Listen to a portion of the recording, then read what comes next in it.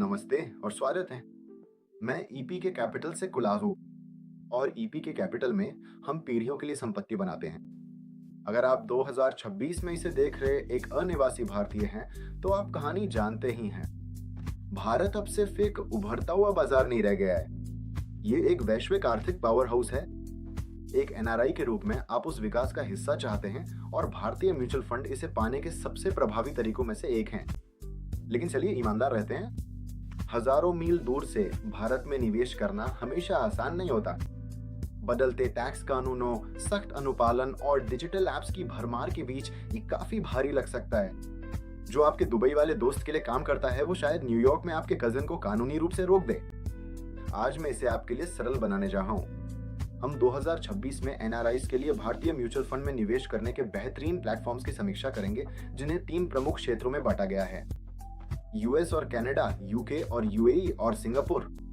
उसके बाद मैं आपको उन सबसे बड़ी और महंगी गलतियों के बारे में बताऊंगा जो विदेशी निवेशक करते हैं और आप उनसे कैसे बच सकते हैं। चलिए शुरू करते हैं। बोनस के रूप में मैंने हाई नेटवर्थ एनआरआईज के लिए 7 महंगे टैक्स ट्रैप्स पर एक विस्तृत गाइड बनाई है, जो बचाव और अनुपालन पर एक रणनीतिक रिपोर्ट है। आप इसे डिस्क्रिप्शन में दिए गए लिंक पर क्लिक करके आसानी से डाउनलोड कर सकते हैं। चलिए यूनाइटेड स्टेट्स और कनाडा से शुरू करते हैं।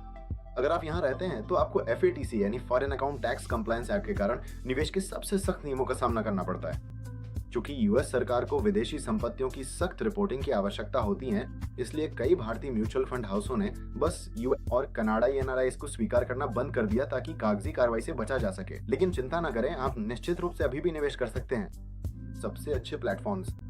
रिटेल निवेशकों के लिए एसबीएनआरआई जैसे प्लेटफॉर्म्स ने हाल ही में एफएटीसी अनुपालन प्रक्रिया को पूरी तरह से ऑनलाइन सरल बनाने में बहुत अच्छा काम किया है। हालांकि यदि आप एक एचएनआई या यूनाई हैं, तो रिटेल एप्स में अक्सर उस समर्पित सहायता की कमी होती है जिसकी आपको जटिल टैक्स फाइलिंग के लिए आवश्यकता होती है। आपके लिए सबसे अच्छा प्लेटफॉर्म अक्सर डायरेक्ट एएमसी प्लेटफॉर्म होते हैं, जो पूरी तरह से एफएटीसी अनुपालन करते हैं। पीएफएसएस, एसबीआई, यूटीआई और सुंदरम जैसे टॉप फंड हाउस यूएस और कनाडाई निवेशकों का स्वागत करते हैं।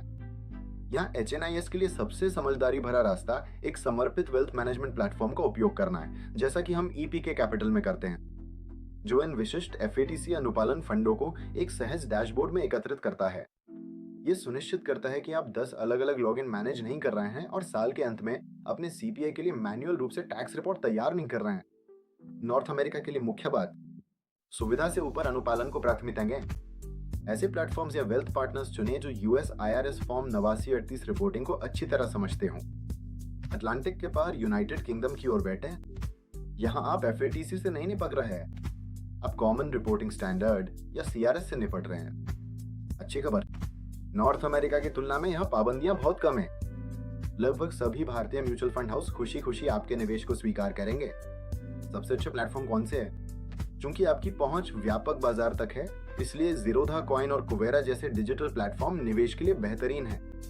वे डायरेक्ट म्यूचुअल फंड की पेशकश करते हैं, जिसका अर्थ है कि आप कोई छिपा हुआ डिस्ट्रीब्यूटर कमीशन नहीं दे रहे हैं। लेकिन यूके स्थित एचएनआई के लिए यहाँ एक पेंच है। यूके का एचएमआरसी आपकी वैश्विक आय पर टैक्स लगाता है। हालांकि जीरोधा जैसा प्लेटफॉर्म फंड खरीदने के लिए बहुत अच्छा है, लेकिन ये आपको ये सलाह नहीं देगा कि आपके भारतीय कैपिटल गेन्स लंदन में कैसे टैक्स लगेगा। बड़ी संपत्ति के लिए आपको इंटीग्रेटेड पोर्टफोलियो मैनेजमेंट प्लेटफॉर्म या एचडीएफसी वेल्थ या आईसीआईसीआई एनआरआई एज जैसे प्रीमियम बैंकिंग प्लेटफॉर्म की ओर देखना चाहिए। वे एक ऐप की तकनीकी सहजता प्रदान करते हैं, लेकिन आवश्यक खाता संरचनाओं के साथ जो आपके यूके टैक्स को फाइल करना बहुत आसान बनाते हैं।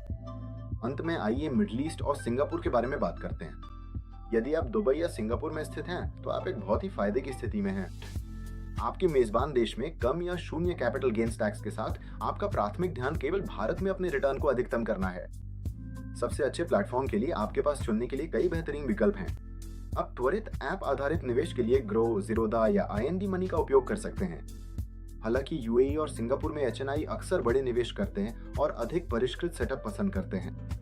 आपके लिए हम फैमिली ऑफिस प्लेटफॉर्म या मल्टी एसेट वेल्थ मैनेजर का उपयोग करने की अत्यधिक अनुशंसा करते हैं। जब आपकी पूंजी एक निश्चित बिंदु से आगे बढ़ जाती है, तो म्यूचुअल फंड पहेली का सिर्फ एक हिस्सा होते हैं। आप एक ऐसा प्लेटफॉर्म चाहेंगे जो आपके भारतीय म्यूचुअल फंड को direct equity, commercial real estate और अनलिस्टेड ऑल्टरनेटिव इन्वेस्टमेंट फंड के साथ सहजता से जोड़ सके। अब जब हम जानते हैं कि निवेश कहाँ करना है, तो आइए बात करते हैं कि अपना पैसा या अपनी मानसिक शांति कैसे न खोएं। वेल्थ मैनेजमेंट में अपने 20 वर्षों के दौरान मैंने अविश्वसनीय रूप से स्मार्ट लोगों को ऐसी गलतियां करते देखा है जिनसे आसानी से बचा जा सकता था। यहाँ शीर्ष 3 गलतियां दी नहीं हैं। गलती नंबर 1, एनआरई बनाम एनआरओ खाते को समझने में गलती करना। निवेश करने के लिए आपको एक भारतीय बैंक खाते की आवश्यकता होती है। एनआरई खाता आपकी विदेशी आय के लिए है और ये पूरी तरह से रिपैट्रिएबल है, जिसका अर्थ है कि आप किसी भी समय भारत से पैसा बाहर ले जा सकते हैं। एनआरओ खाता भारत के भीतर उत्पन्न आय के लिए है। गलती क्या है? एनआरआई अक्सर सुविधा के लिए अपने निवेश को एनआरओ खाते से जोड़ देते हैं। जब वे लाखों डॉलर वापस अमेरिका या यूके ले जाना चाहते हैं तो वे एक नियामक दीवार से टकराते हैं। इसका समाधान, यदि आप भविष्य में संपत्ति को वापस ले जाने की योजना बना रहे हैं तो हमेशा अपने निवेश को एनआरई खाते के माध्यम से रूट करें। गलती नंबर 2, दोहरे कराधान से बचाव समझौते डीटीएए की अनदेखी करना। भारत के दर्जनों देशों के साथ टैक्स समझौते हैं। यदि भारत आपके म्यूचुअल फंड लाभ पर विदहोल्डिंग टैक्स काटता है तो आप अक्सर अपने देश में उस टैक्स के लिए क्रेडिट का दावा कर सकते हैं ताकि आप पर 2 बार टैक्स न लगे। गलती क्या है? निवेशक इसे स्वयं करने का प्रयास करते हैं, डीटीए राहत का दावा करना भूल जाते हैं और अंत में दोनों देशों में टैक्स का भुगतान करते हैं। इसका समाधान, एक ऐसे पेशेवर के साथ काम करें जो क्रॉस बॉर्डर टैक्सेशन को समझता हो। ये आपको बहुत सारे पैसे बचाएगा। गलती नंबर 3, यूएचएनआई स्तर पर खुद से निवेश करना। ऐप्स ने म्यूचुअल फंड खरीदना बेहद आसान बना दिया है, लेकिन फंड खरीदना और संपत्ति का प्रबंधन करना एक बात नहीं है। कई एनआरआई बिखरे हुए और ओवरलैपिंग पोर्टफोलियो बना लेते हैं। वे 15 अलग अलग म्यूचुअल फंड खरीद लेते हैं जो सभी उन्हीं 50 कंपनियों में निवेश करते हैं। ये विविधीकरण नहीं है, ये तो बस एक गड़बड़ है। इसका समाधान, अपनी सोच को फंड खरीदने से बदलकर पोर्टफोलियो बनाने पर ले जाएं। अपने जोखिम को समझें, उसे परिवार के भविष्य के लक्ष्यों से जोड़ें और अपनी होल्डिंग्स को समेकित करें। विदेश से भारत में निवेश करना जटिल नहीं होना चाहिए, लेकिन इसे सटीक होना जरूरी है। सही प्लेटफॉर्म इस पे निर्भर करता है कि आप कहाँ रहते हैं और कितना कमाते हैं। ईपी कैपिटल में हम क्रॉस बॉर्डर वेल्थ मैनेजमेंट में विशेषज्ञ हैं। हम अनुपालन, रणनीति और निष्पादन संभालते हैं ताकि आप अपने जीवन पर ध्यान दे सकें। यदि आप जानना चाहते हैं कि हम आने वाले दशकों के लिए आपका पोर्टफोलियो कैसे बना सकते हैं तो हमसे संपर्क करें। मेरी टीम के साथ निजी शैक्षिक परामर्श बुक करने के लिए आप नीचे विवरण में लिंक पा सकते हैं। कोई सेल्स पिच नहीं, बस एक पारदर्शी बातचीत। ये वीडियो केवल शैक्षिक उद्देश्यों के लिए है और वित्तीय सलाह नहीं है। कृपया निवेश करने से पहले अपना स्वयं का शोध करें।